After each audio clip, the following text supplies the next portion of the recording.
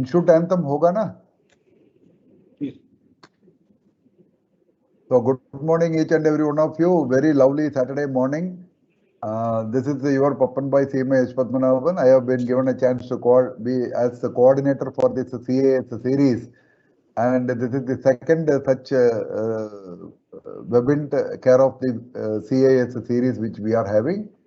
And we are very glad to inform you that Ashish Tattebai has today joined before time, and we are straight away going to the session. As we told you, this is CAS 2, capacity determination. Very lovely Saturday morning. This is your Pappanbhai CMA Padmanabhan. I have been given a chance to be as the coordinator for this CAS series, and this is the second such Webint care of the CAS series which we are having. And we are very glad to inform you that Ashish Tattebai has today joined before time, and we are straight away going to the session. As we told you, this is CAS 2, capacity determination. Very lovely Saturday morning.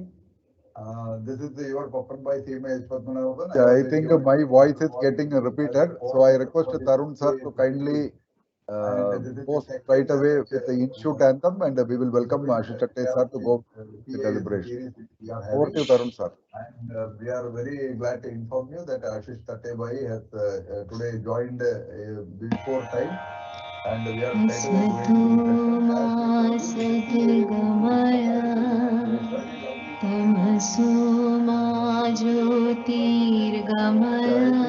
away going to the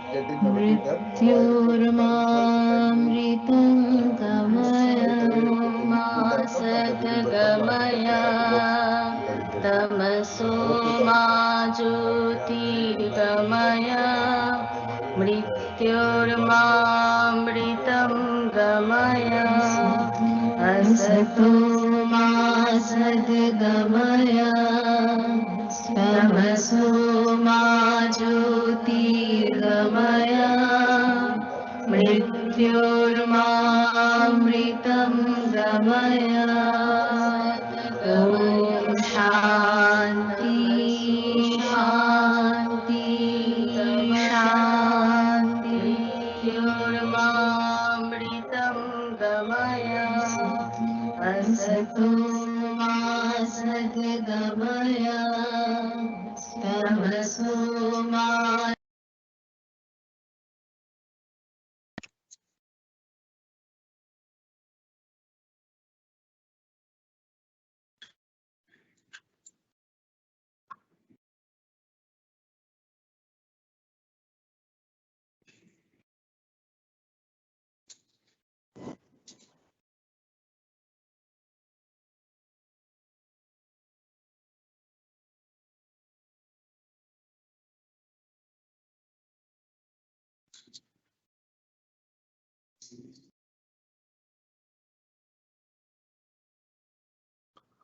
So we welcome Ashish Tattebai sir, Dr. Ashish Tattebai, to continue with this deliberation on CAS2. Thank you so much, Ashish Bhai, for supporting our initiative and continuously taking the efforts. I know that you are very busy with some meeting today in Kolkata.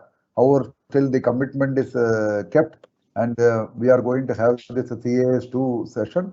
And next week, as we told, there are chances that we might continue with the CAS2 also. So by any chance, anybody is having any question left out today after the session, please do not worry. Keep in touch with our technical directorate, Tarun sir, that email ID and all, Ashish sir will tell during his deliberation, so that it will be covered in the next is also. It is not that the CAS2, CAS3 like that. Certain standards, what the honorable resource person told was we need for some. It is not that today itself we will cover with 3 hours or 4 hours. It will be for 45 minutes to 1 hour only today. But again, you will get a chance from the resource person to deliberate further on this CAS2 with a lot of examples and connected with his experience also. So over to you, Ashish Bhai. Wish you all the best. Thank you, Tarun sir and Pankaj sir, for assisting. And with regard to sharing of screen and this thing, any chance, Ashish sir, request Tarun sir, please do the needful. Okay. Over to Ashish Bhai. Please carry on. Yes, thank you, my friend Pappan Bhai, popularly known as Pappan Bhai. CMH Padmanabhan, Chairman of CAT and AAT Board. I'm also thankful to President of Institute and CAS-B Chairman, former President Balwinder Singh Ji, President of Institute Basu Ji, Vice President Raju Iyer Sir. All are my council colleagues. We all are meeting today in Calcutta. I'm sitting currently in Calcutta only and doing this Webint from Calcutta. Papan Bhai H. Padmanabhan Sir is also at Calcutta. So after some time, maybe he will join us behind me. So that is also a possibility. So last time I remember I did it from Chennai because we had a meeting in Chennai. So last time also I was out of my office, out of my place to do so. But of course, the commitment which has been given every Saturday morning, 11 to 12, we will have discussion on the accounting standards, cost accounting standards, which we will definitely follow. And as what Padmanabhan sir was saying, that we will definitely have 2 sessions on cost accounting standard 2 capacity determination. It is not because it's standard 2 we have 2 sessions, so standard 3 will have 3 sessions, nothing like that. But this standard, as you know, is quite important. So just keep the jokes apart, but then the standard is quite important. We face a lot of issues regarding capacity determination in our practical life. And that is why I thought that to divide the standard into 2 basic parts. That is, one is to go through the text of the standard, and next we will try to cover up the examples of this CAS2. This standard is important because especially in the current scenario, as we have seen last time also in the current scenario, because there are a lot of changes in the capacity. And that is why suddenly the standard has seen importance. People are using the standard. They are asking questions to technical department, and to many practicing cost accountants are discussing amongst themselves that, how to determine the capacity, how to use the normal capacity, because this year many of the companies has reduced their capacities. This year, I mean to say 2021, because as we know that nationwide lockdown was announced on 25th of March 2020. So up to that time, maybe 15 days back, things were normal. But then after that, 1st April 2020 to 31st March 2021, that one specific financial year was very tough for all of us, especially to the companies who has worked much below their capacities. They have been able to not completely utilizing their capacities. And that is why there are many costs which has been involved due to the current pandemic situation. So for example, I remember that we have issued specific advisories on the same. Tarun Bhai must have put up those advisories on the institute website, which are already there.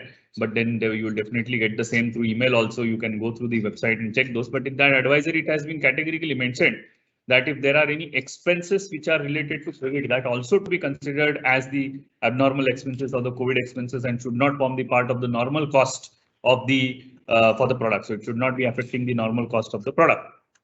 So coming back to the CAS2 capacity determination. So that is where we will have to understand that today suddenly CAS2 has increased its importance, especially while calculating what is installed capacity, what is normal capacity, what is capacity utilization, idle capacity. All these things have definitely come into some or other importance. So we'll have to pay a lot of attention to those things, and definitely I will cover up the examples next time when we will come up.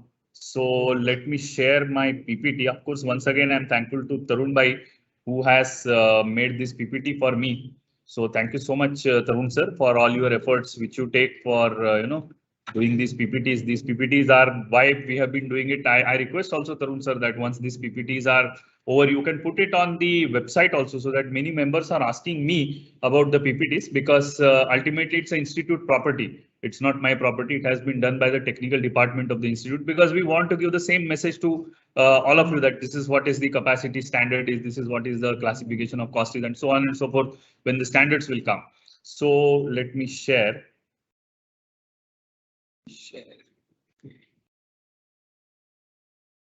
Yeah. So can you see it, Tarun sir? PPT.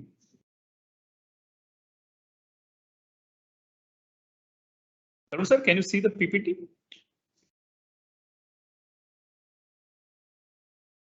Tarun? Tarun sir, can you see? Yeah.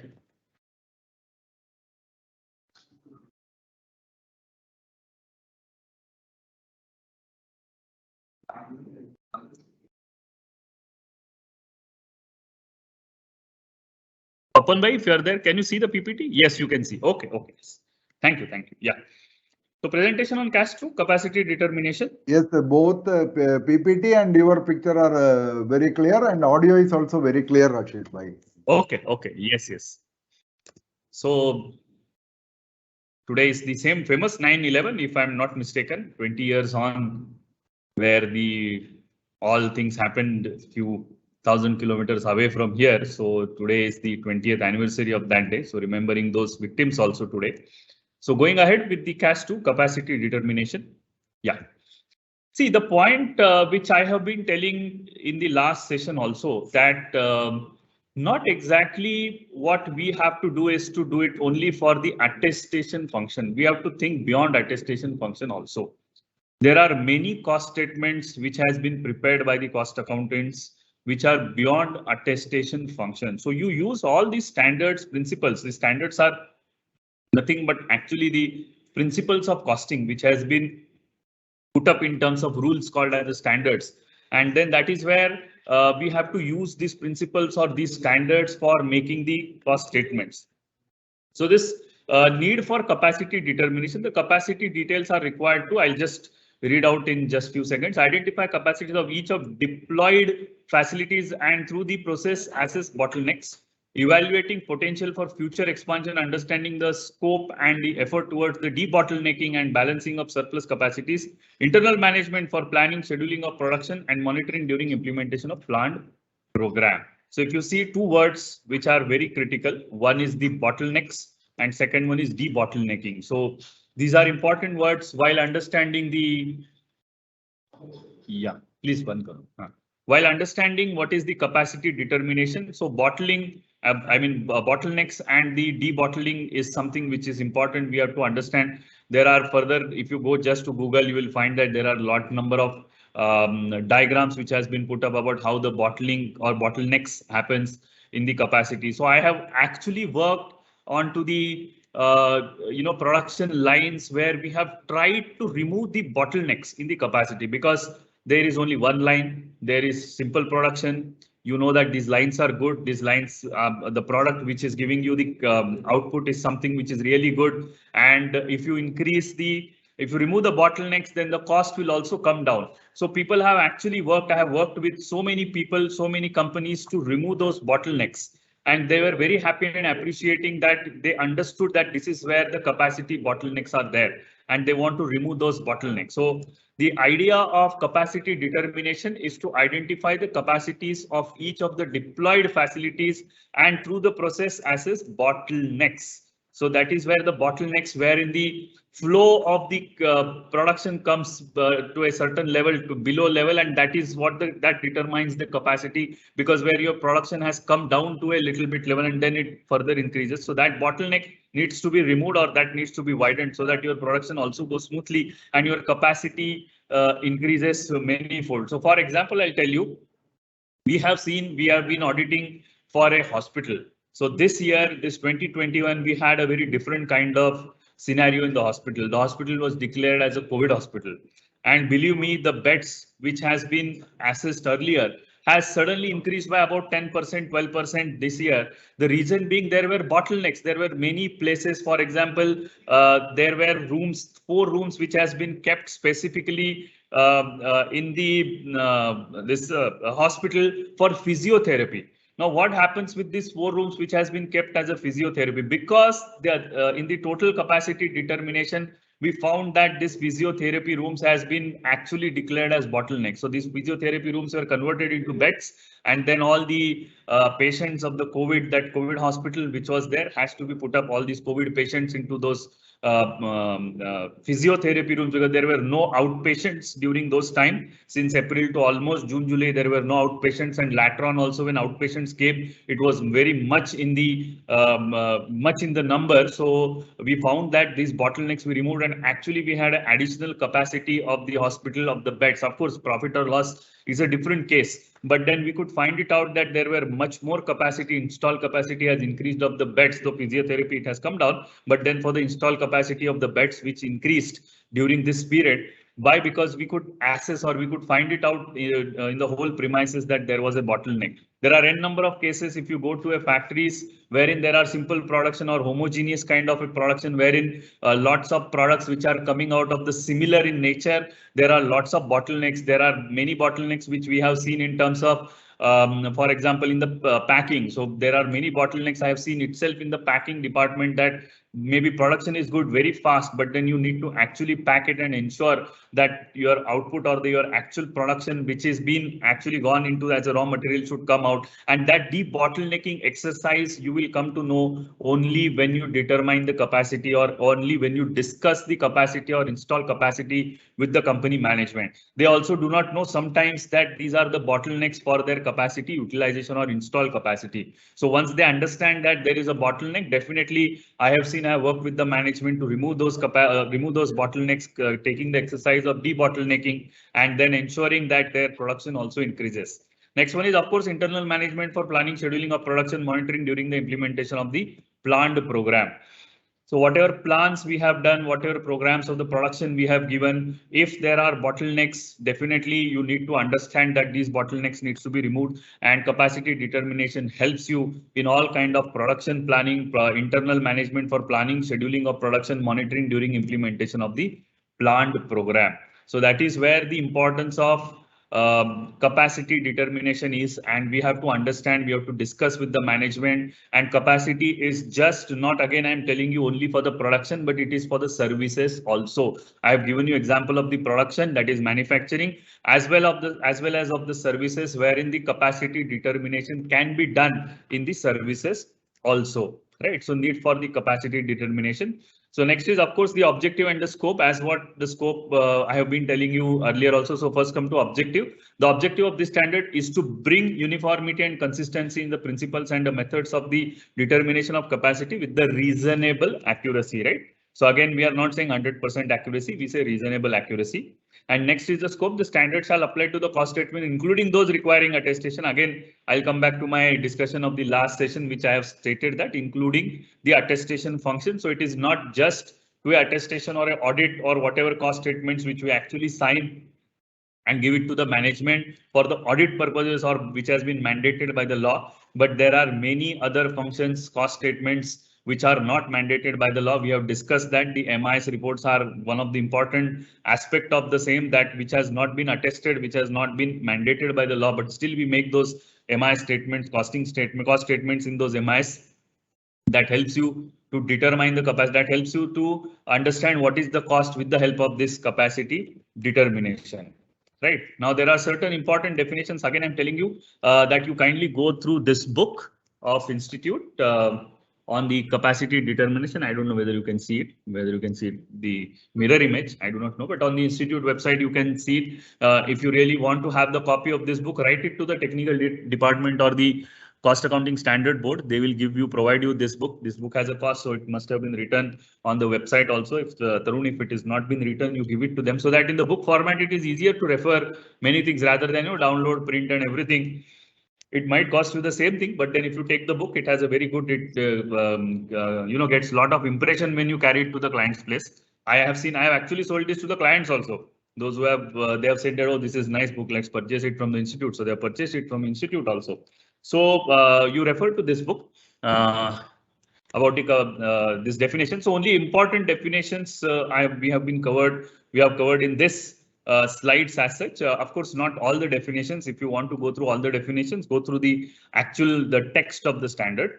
Right now, see, when we say capacity determination, the most important part of capacity determination is to first identify what is the installed capacity, then the normal capacity utilization, then the actual production, and then what is the difference between all this so that we can identify abnormal idle capacity.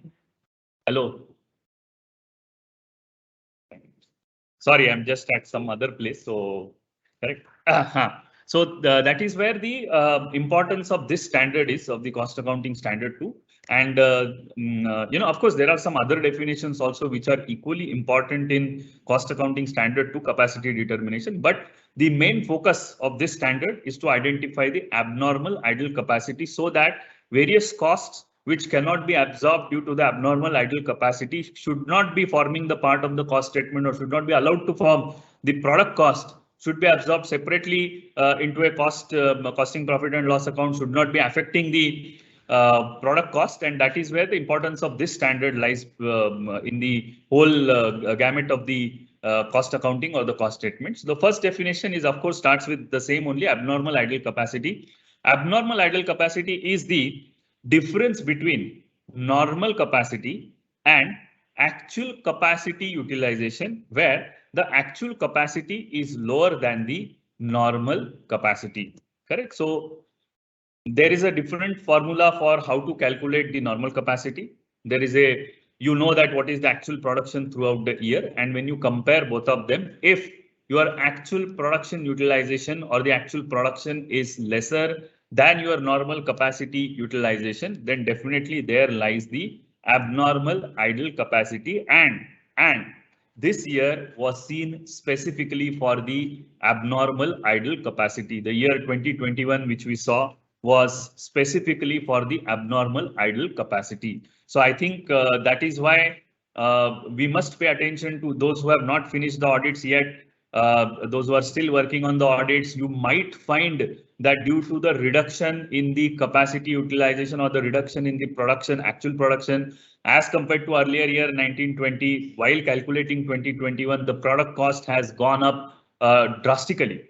And this product cost, especially at the cost level, at the total cost level, if it has gone up drastically, your time has come to ensure that we use the concepts, the important definition of the abnormal idle capacity, and ensure that those higher costs should not be affecting the normal production. And most of the cases, you will find this year that the abnormal idle capacity lies there. And what is that? It is the difference between the normal capacity and actual capacity utilization, where the actual capacity is lower than the normal capacity, right? So of course, we'll come through those examples also, as what I told you, that next time, next Saturday, we will sit again for the cost accounting standard 2. We will definitely cover up those examples. I'll pick and choose those examples for you and try to put forward that this is how you can calculate the capacity. This is what is the difference between normal. This is what the difference between normal capacity and the actual capacity utilization, and that is the difference. And if it is that difference, then what you should do, in case of especially absorption of the overheads through the production. So those things we must remember. Right. The next one is actual capacity utilization. Actual capacity utilization is the volume of production achieved or services provided in a specified period expressed as percentage of the installed capacity. So that is what we have been doing in our cost statements, especially in the cost statement. We have a statement called as a B1 in the annexure to cost audit report. So in that B1, we have been mentioning that what is my capacity utilization as compared to the installed capacity. So that is what is my actual capacity utilization. So it is nothing but the volume of production achieved or services rendered. So it is just not the percentage, but it is actually the volume. And then we express it in terms of what is the comparison between the installed capacity and actual capacity utilization. Right now, next one is volume may be measured in terms of units produced or services provided or equivalent machine hours or man hours as applicable. Actual capacity utilization is usually expressed as a percentage of installed capacity. Right. So that is what is being done. It says that actual capacity is usually expressed. Correct. Again, that's the important word, that is usually expressed. It is not every time which has been expressed. It is usually been expressed as the percentage to the installed capacity. Right. Then next again is the cost object, what we have seen. An activity, contract, cost center, customer, process, product, project, service, or any other object for which costs are ascertained. Now, why this definition is important over here? Because that is where we are going to make the costing. That is what is the costing objective is, the cost object is. So what is the cost of an activity or an contract, cost center, customer, process, project, product, service, or any other object, right? So that is where we are going to absorb the cost. And while absorbing the cost, we have to take the capacity utilization into our consideration. That is what is the understanding of this important definition. Next is the installed capacity. Installed capacity is the maximum capacity of producing goods or providing services according to the manufacturer's specifications or determined through an expert study. So when it comes to installed capacity, I'll give you my personal experience that we never touch installed capacity. We always tell management, you certify. You try to find it out with the technical specifications, whatever you have it, whatever has been given by the actual producer of that specific machine. You see those specifications of the machine, or you employ your own person, technical experts, and then try to find out what is the install capacity. So usually when it comes to a calculation of install capacity, wherein you need to put some attention to that whether they have taken all number of days over there, whether they have considered all holidays or whatever it is, whatever which has been given in the install capacity determination as such. But then mostly this job has been done by the technical people, specifications, engineers, those who have been involved into manufacturing of those machines, or those who are actually using those machines. They know that how to calculate the capacity of those machines, especially in case of products which are similar in nature, homogeneous products, those kind of products, which is very important to find out what is the installed capacity which has been given through the expert study or through the manufacturer's specification. The next is normal capacity. Normal capacity is the production achieved or achievable on an average over a number of periods or seasons under normal circumstances, taking into account the loss of capacity resulting from the planned maintenance, right? So that is what is my normal capacity. So what I'm going to do is I will remove those planned maintenance days or planned maintenance periods from my total period from my install capacity to find out what is my normal capacity. So that is what is normally I'm supposed to produce. Of course, it is not necessarily that I'll produce as per my normal capacity, but definitely I will produce it to the extent of my, of course, normal capacity utilization. But then normal capacity is something which I remove all the, and that is where the technical people make the mistake. So we have to be careful. That's what I was telling you in the earlier definition, that technical people will try to say you that my normal capacity is my install capacity. So that is where they need to understand that your normal capacity is not your install capacity. Your install capacity is much bigger and your normal capacity is much lower than your, because you have to remove the plant maintenance days for that normal capacity.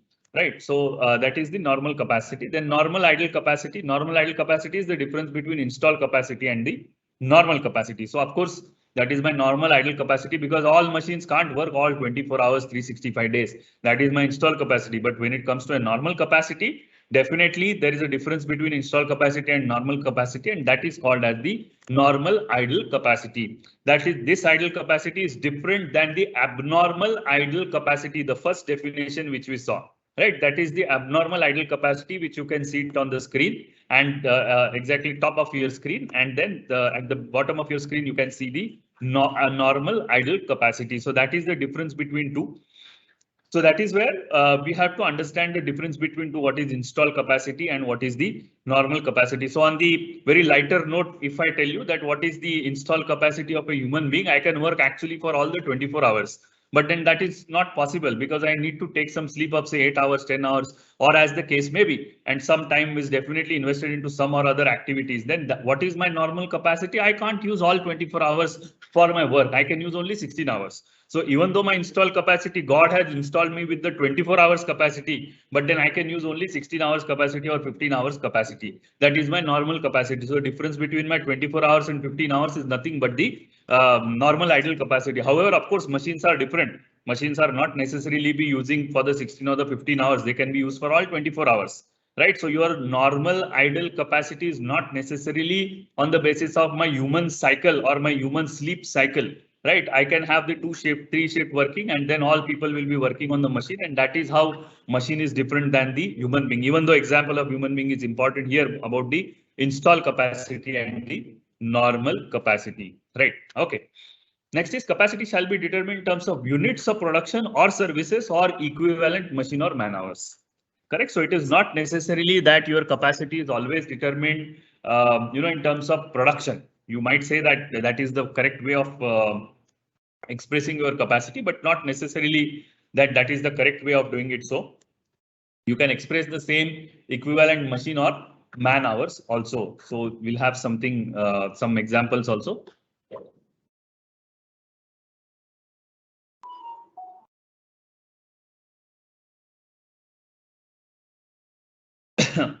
Yeah, capacity generally implies the maximum result, for example, output, that can be achieved by the best possible use of available facilities and the resources. The determination of capacity in terms of units of production or volume of services provided or equivalent machine or man hours depends on the type of industry, manufacturing process and other similar factors. These are output quantity, available machine or man hours, joint product or the byproduct. So when I say that how should I determine the capacity, it just not necessarily can be determined by way of only the production. So for example, I'll tell you, for example, if there are cranes, if there is a heavy engineering which goes on. So heavy engineering that cannot be expressed in terms of how much is exactly the output, but your cranes, which are of course there are bottlenecks also in the cranes, but then while you are using those cranes, what is the capacity of that crane? And that is where it is being determined in terms of tonnage. So it is not exactly the production, but it is the capacity that cannot be comparing with the man hours or machine hours, but that is to be compared with the tonnage which has been given by those cranes or whatever is the capacity handling for those heavy engineering which has been given.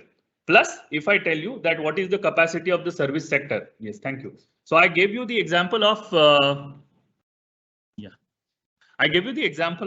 hospital, So in a hospital physiotherapy department, so what should be the capacity of a physiotherapy department? I mean, if any single person comes with the case of a physiotherapy, if I tell you that this gentleman requires on the case basis, if I take how many cases I can take of the physiotherapy department, then definitely one physiotherapy might take, 6 hours. Some physiotherapy might be finished within 15 minutes also. So I cannot say that I can have the number of cases which I can handle during the day. No, that's not possible. So wherein while determining the capacity of my physiotherapy department, I might have to see the number of doctors or number of people which are involved into those physiotherapy department, and then we'll try to assess the man hours or the doctor hours which has gone into actual physiotherapy, and then find out what is the capacity of my physiotherapy department, because that will help me to make the pricing also of that physiotherapy.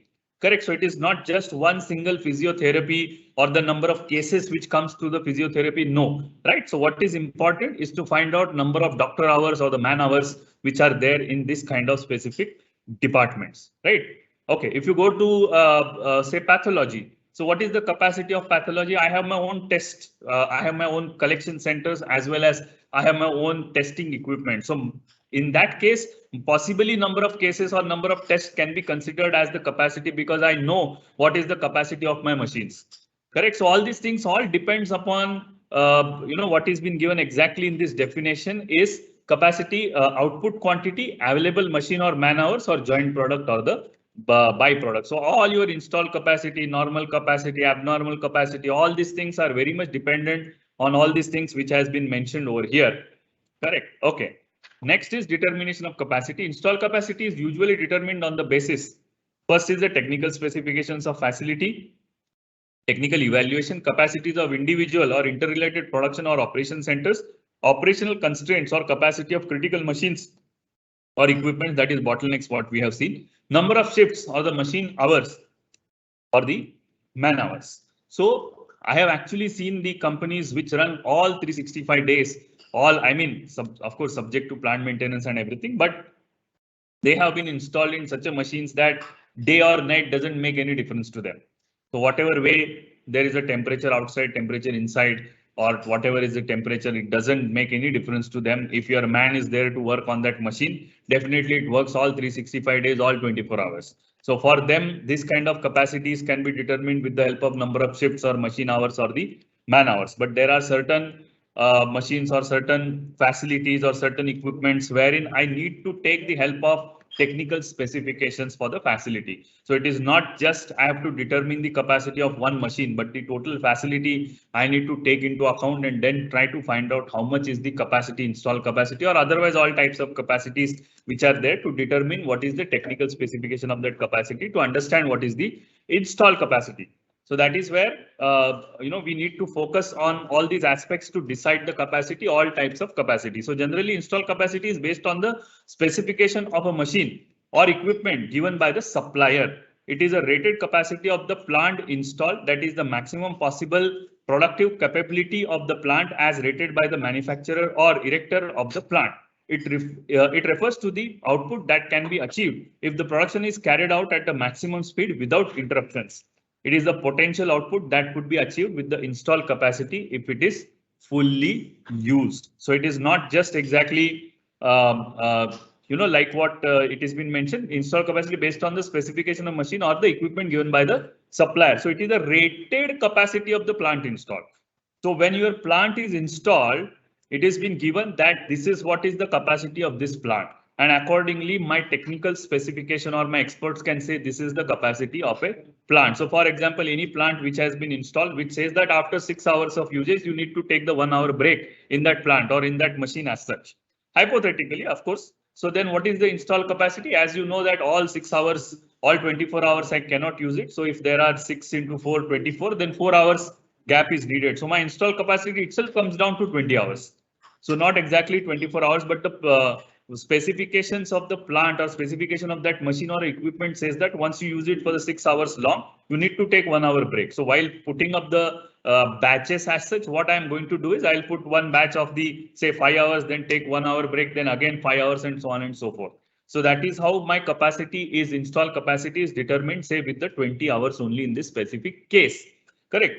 Right. So that is about the install capacity. Right. Next one. If the capacities of different operations in the production process are not balanced, the bottleneck operations, we have discussed that in the first slide itself. The bottleneck operations, which has a minimum capacity among all the operations, determines the capacity of complete production process. For example, there are 4 operations A, B, C, D. Capacities of A, B, and C are 15,000 units, and each and the capacity of D is 12,000 units. Then the capacity of production process will be 12,000 units. I explained you with the help of the packing department in the company that if there are less number of workers which are put up for the packing department, or there are certain machines which actually packs the production, whatever has been achieved through earlier processes, then that kind of a D, which in this example is say 12,000 units, then my capacity is limited to 12,000 units, and that acts as a bottleneck in the specific case.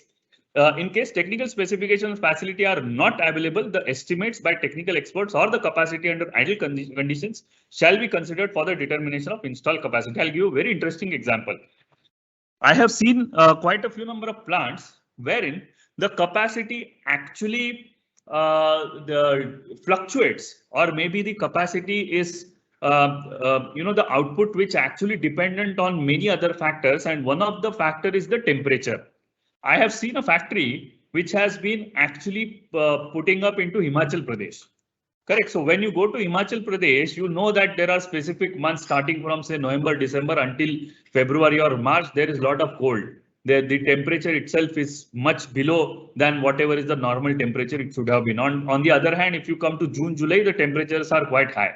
I'll tell you, I have seen with the experience that the installed machines or the equipments which has been put up on certain kind of a thing, they work less efficiently during those periods, either in the winter or in the summer or whatever it is. So, but they actually worked at the lesser capacities during that period, and you need to identify some expert to find it out what will be the shrinkage in case of winter or in case of summer when they are actually working into those those days, those months. So when you determine the capacity, I will tell you, I have to actually take the help of the expert and to find it out how much is the actual production which can be achieved during those months. So when I have to calculate the total year's production, I have to take into these 4 months account and then say that these 4 months the capacity utilization will be less. And then while calculating the install capacity, the bottleneck stands with these 4 months. Now, what is the solution to that?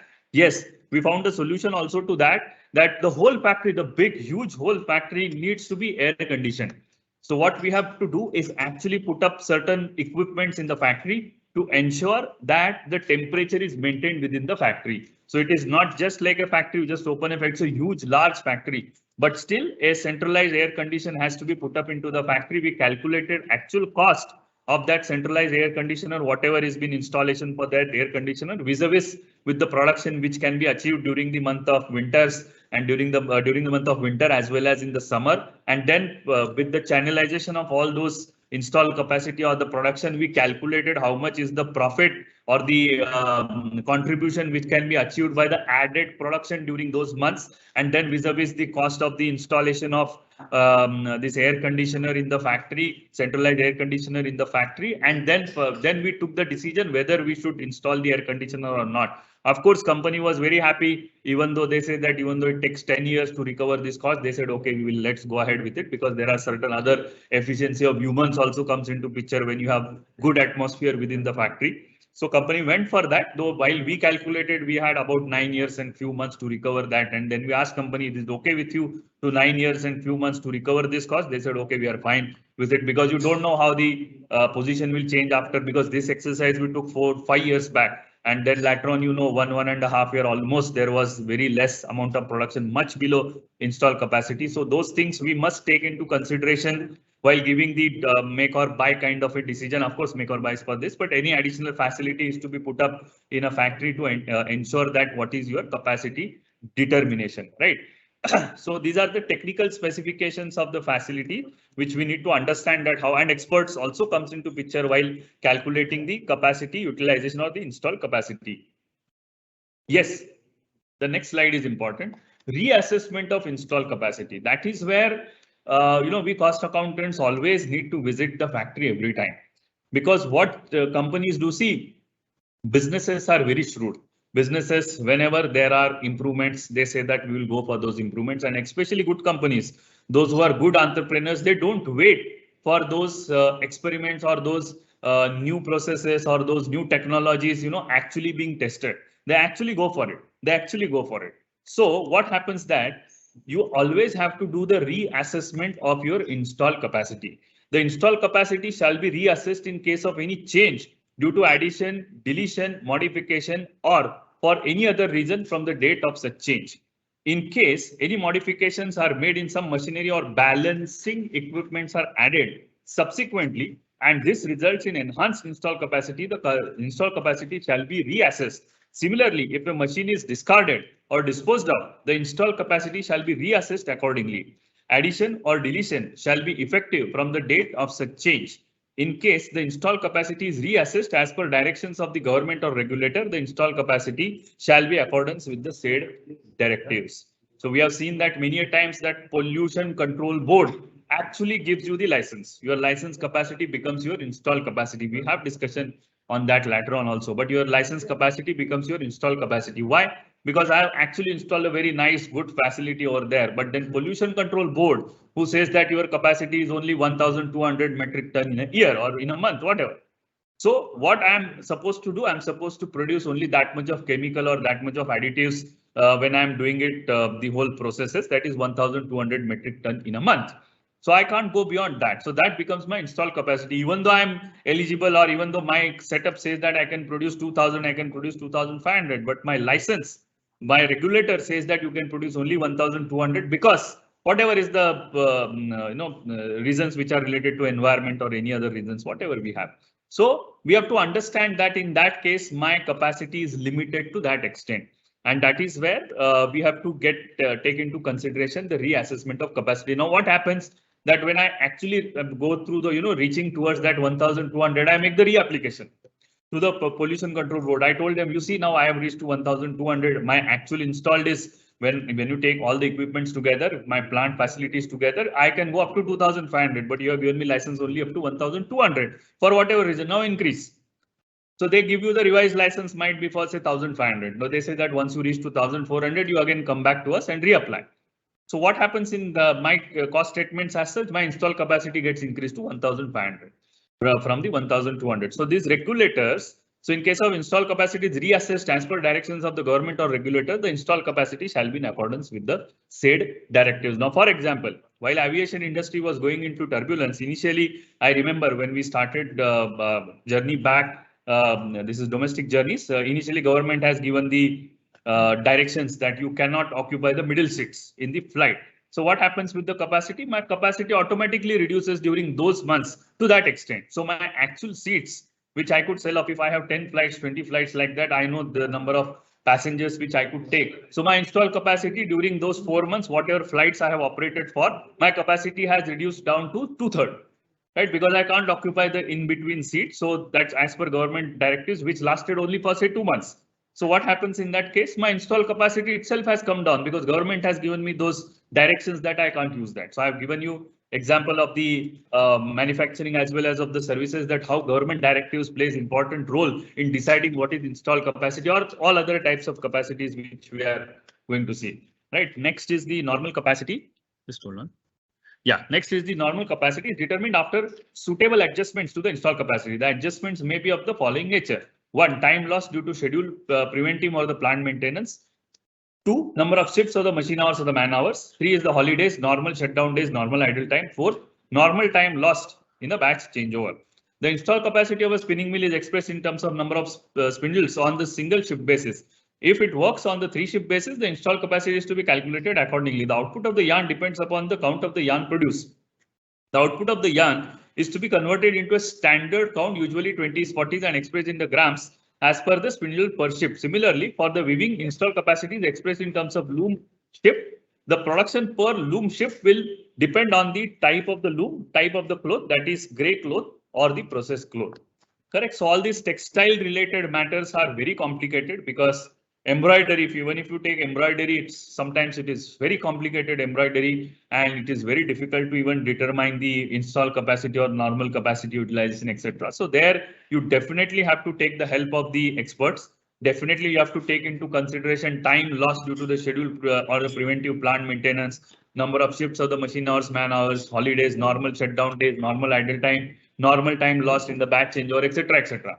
So what we have to do is you have to understand that while calculating the normal capacity from the install capacity, so of course install capacity is more than the normal capacity. So when we are calculating those normal capacities, all these consideration needs to be given while calculating the normal capacity, and then only we can find it out what is the normal capacity. So usually management is more interested in both the numbers, that what is my install capacity and what is my normal capacity. As an accountant, as a cost accountant especially, I need to pay attention again if I have been appointing an expert, or maybe the if the company's person is the plant manager or a plant head is going to give those numbers, then he definitely gets confused with what is install capacity and what is normal capacity. Usually be happy to give you normal capacity as an install capacity, but then you have to pay attention to the numbers, whatever calculations which he has done, and as per standard, you have to tell him that this is what is the install capacity and this is what is the normal capacity. So your install capacity is definitely much higher. So while that gap between the install capacity and normal capacity gives an idea to the management that where we can improve.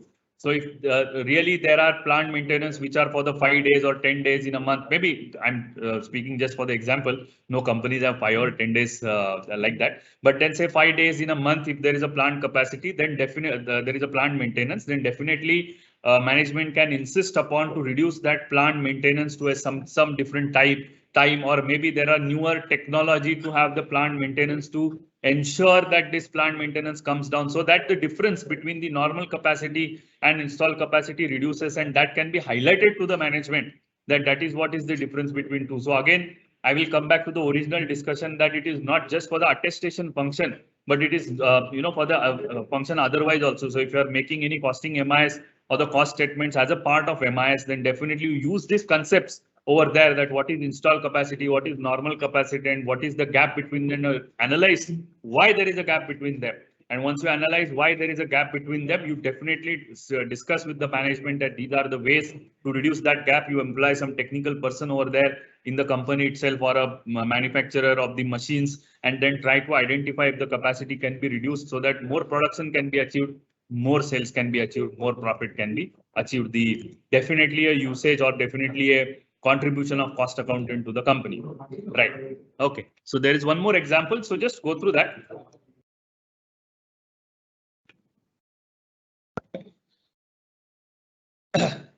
So diesel engine, the capacity of the product will vary as per HP or the number of cylinders and so on. Then capacity of a hospital we discussed earlier also, based on the number of available beds in the hospital for inpatients IP multiplied by the 365 days. Capacity utilization is to be calculated on the basis of number of bed days occupied. However, in case of different procedures department, capacity is to be determined separately on the basis of available equipment and facilities. We discussed with the physiotherapy, we saw that how in the COVID cases we increased the capacities.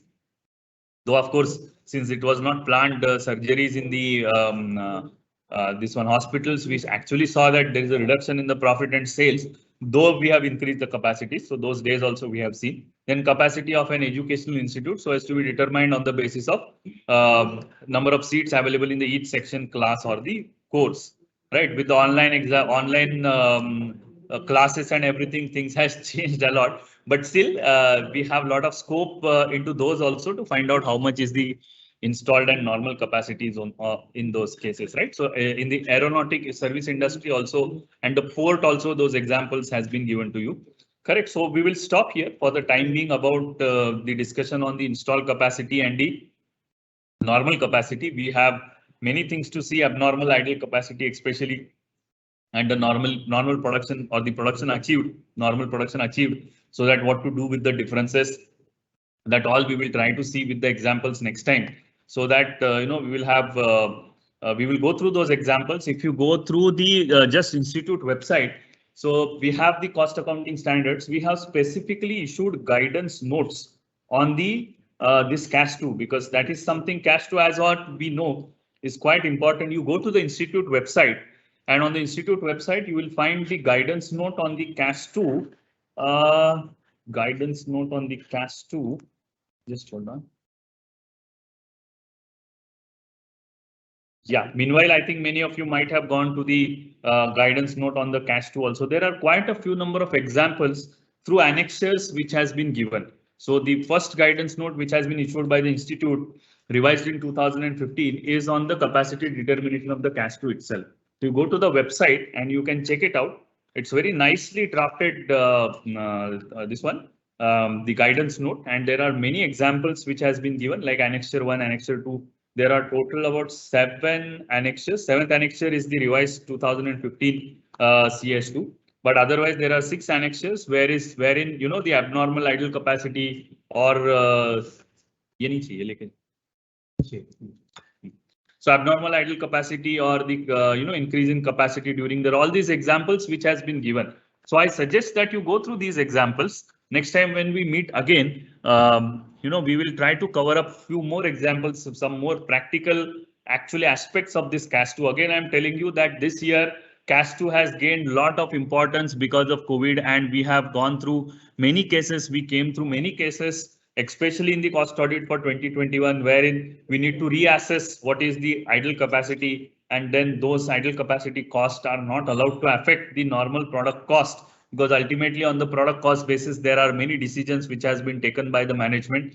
So despite of that, we have seen products are in profit or products are in loss, or some are in pure loss, or some of them are into profit, or etc. There are mixed reactions or the mixed numbers which we have seen throughout the year. So we definitely see what is the abnormal idle capacity next time. And meanwhile, I suggest that you kindly go through the guidance note on CAS 2, and so that we'll have more understanding, deeper understanding of this cost accounting standard 2 on the capacity determination, right? So thank you so much for all your time which you have given. Back to you, Tarunji.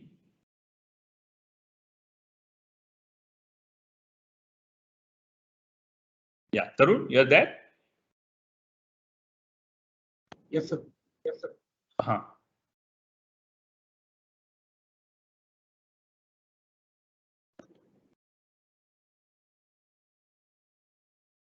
So what do you suggest, sir? Should we take questions now or during the next session?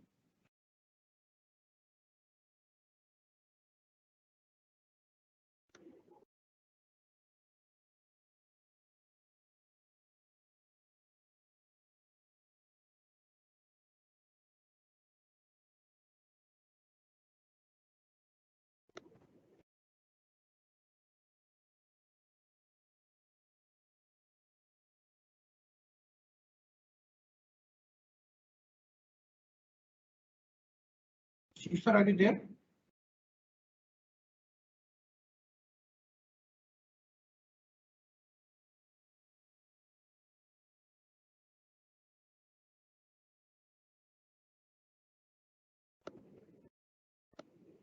Yeah, I think we have lost connection with Ashish, sir. Thank you very much, sir. A very good afternoon to everyone. We hope that you all have enjoyed the session and got a good understanding of CAS 2 as explained by Ashish, sir. On behalf of the CSB, CAT and AAT board, we are thankful to Ashish, sir, for sparing time from his busy schedule to be with us since morning. We express our sincere gratitude to Chairman CAT, AAT, CMA H. Padmanabhan sir for his all-time guidance to us and coordinating the event in his own expert style.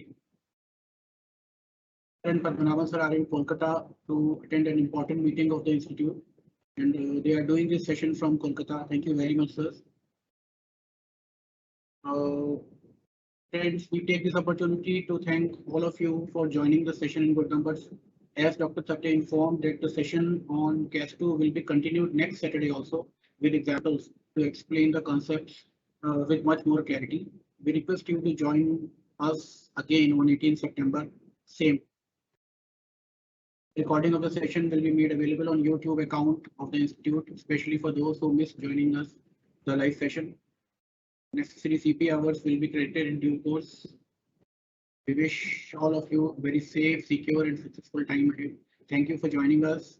Have a nice day. Namaskar.